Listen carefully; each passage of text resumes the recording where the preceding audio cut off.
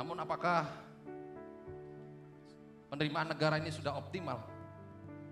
Berdasarkan data yang kita himpun, yang disampaikan oleh LKPP selama 11 tahun dari 2004 sampai 2015, hanya 2 kali target pencapaian perpajakan, yaitu tahun 2004 dengan 2008. Tax ratio juga sangat rendah sekali, 10,2. Menurut IMF itu 21% atau minimal 25%. Hal ini menunjukkan bahwa administrasi perpajakan kita perlu dilakukan pembenahan. Pembenahan dari segi peningkatan pembelajaran. Saya melihatnya dari segi pembelajaran. Suatu pembelajaran dilakukan agar organisasi dapat tumbuh dan berkembang, dapat survive. Kesadaran melakukan pembelajaran ini diangkat dari pemikiran kritis, suatu paradigma.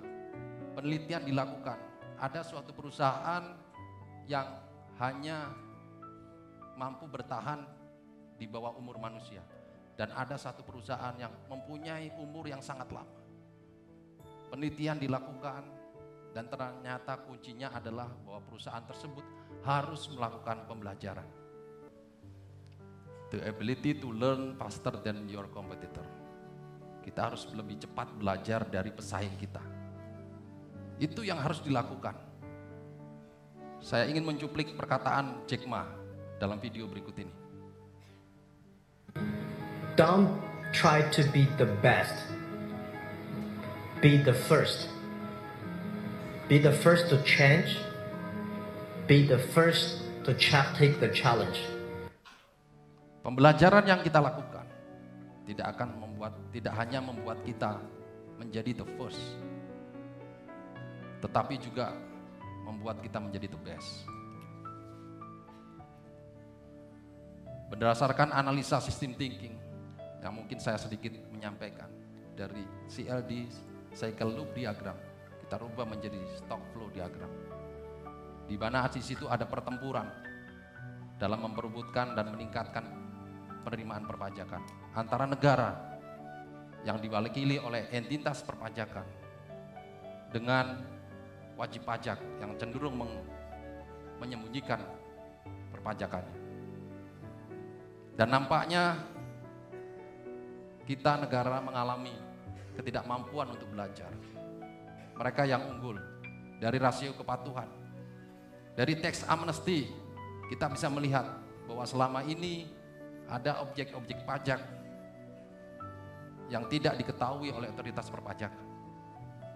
Dari harta benda yang disimpan di luar negeri, Bank Indonesia menyampaikan 11 triliun, bervariasi. Dan yang paling banyak ada di Amerika, ada di Singapura disimpan. Lalu pertanyaannya, bagaimana kita harus belajar? Belajar harus dilakukan secara bersama-sama. Belajar menjadi suatu tim, di mana tim di dalamnya ada individu, organisasi mempunyai kemampuan, keahlian, kewenangan yang harus bersifat terpadu.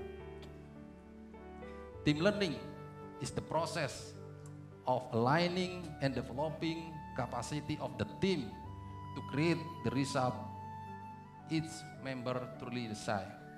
Memadukan, meningkatkan kapasitas untuk mencapai masa depan yang lebih baik. Dan entitas perpajakan saya melihat 10 yang harus mempunyai komitmen untuk ini. Terkait dengan masalah pembelajaran ini, saya ingin menyampaikan film yang cukup menarik. The Avengers. As of right now, we are at war.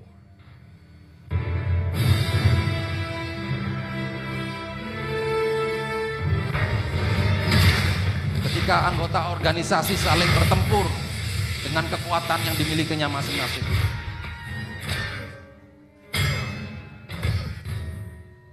Masing-masing saling mengalahkan satu dengan yang lain.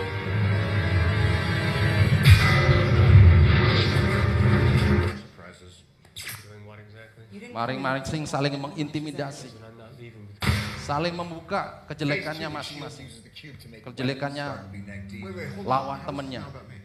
I'm sorry, isn't everything? Ego sektoral ditunjukkan bahwa saya adalah yang paling benar, yang paling berkuasa. You're champions, man. People is really that. Put down the scepter. Going alone. You gonna stop me? Put on the suit. Let's find out. I'm not afraid to hit an old man. Put on the suit.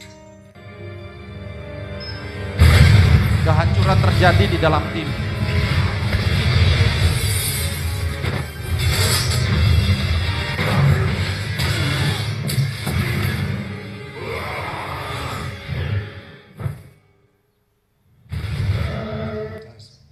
Korban berjatuhan. Find out.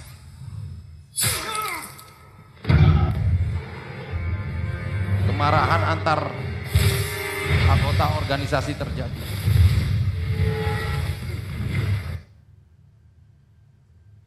Inilah. Dan serangan datang dari luar, maka yang korban adalah masyarakat kita, rakyat kita. Door's right. You gotta deal Bagaimana with these guys. membentuknya? How do we do this? As a team. As a team. business with Loki. Yeah? We'll get in line. Door's right. You gotta deal with these guys. How do we do this? As a team. I have unfinished business with Loki. Yeah? I'm always angry.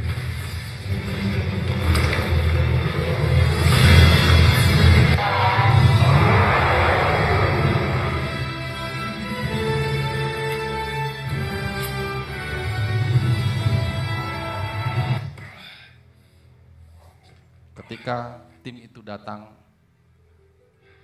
bersatu padu, maka kemenangan itu ada di tangan tim itu. Ada di tangan kita semua yang membentuk suatu tim. Tepuk tangan untuk kita semua.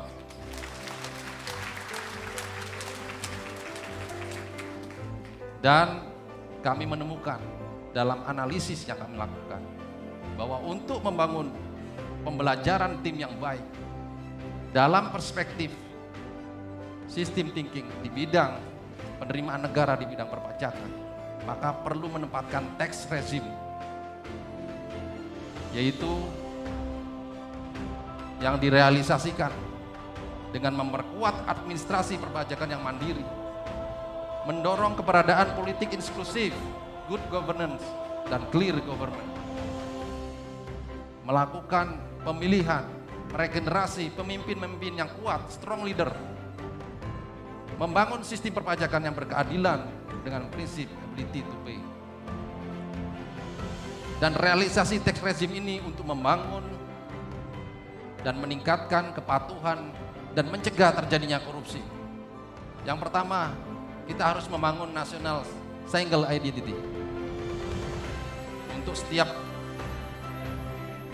izin, kegiatan-kegiatan kemasyarakatan dan lain sebagainya. National single identity. Transaksi elektronik harus diatur dan diwajibkan untuk yang mempunyai nilai nominal yang sangat tinggi. Kami memperkirakan 500 juta wajib untuk melakukan transaksi elektronik. Uang tunai dibatasi, gunakan e-money. Barang mewah, emas, berlian, semuanya harus terdata dalam suatu database. Setiap pemesanan yang dilakukan untuk fasilitas umum harus dengan sistem terintegrasi. Pemesanan hotel, tiket pesawat, semua terintegrasi dalam suatu sistem. Dan apabila tidak mematuhi dalam pelaporan, perpajakan, maka sistem tersebut tidak akan berjalan. Sehingga kita tidak bisa pesan tiket pesawat, pesan hotel, dan lain sebagainya.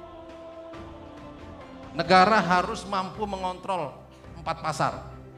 Valuta asing, pasar uang, pasar modal, pasar komoditas. Dan tentunya kerjasama internasional harus diperkuat agar harta kekayaan yang saat ini berada di luar negeri dapat kita repatriasi, kita kembalikan.